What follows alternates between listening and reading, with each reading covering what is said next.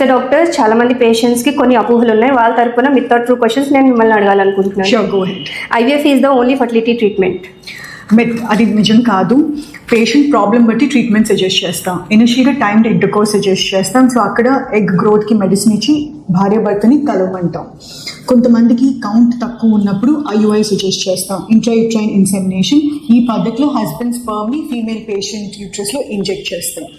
కొంతమందికి కౌంట్ మరీ తక్కువ ఉంది, లేకపోతే అసలు కణాలు లేవు, ఫీమేల్ పేషెంట్కి 2 ట్యూబ్స్ బ్లాక్ అయి ఉన్నాయి, యాంటీములేరియన్ హార్మోన్ ఏఎంహెచ్ టెస్ట్లో ఎగ్ క్వాలిటీ తక్కువగా ఉంది, లేదంటే 2 to 3 ఐయుఐస్ ట్రై చేసిన ప్రెగ్నెన్సీ కలగలేదు, అలాంటి వాళ్ళకి IVF in vitro fertilisation method suggest చేస్తాం.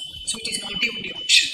చాలా మంది పేషెంట్స్ అపోహ ఏంటంటే ఐవీఎఫ్ ద్వారా కన్సీవ్ అయిన బేబీ అంత హెల్దీ కాదు.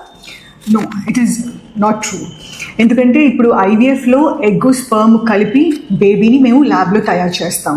ఆ ఎంబ్రియో క్వాలిటీ చెక్ చేసిన తర్వాత మదర్ యూట్రస్లో బేబీని పెడతాం. ఇంప్లాంట్ అయిన తర్వాత ఆ బేబీ గ్రోత్ న్యాచురల్గా ప్రెగ్నెన్సీ కలిగిన తర్వాత బేబీ ఎలా గ్రో అవుతుంది అలాగే గ్రో అవుతుంది. దాంట్లో మా ఇంటర్ఫియరెన్స్ ఏం ఉండదు.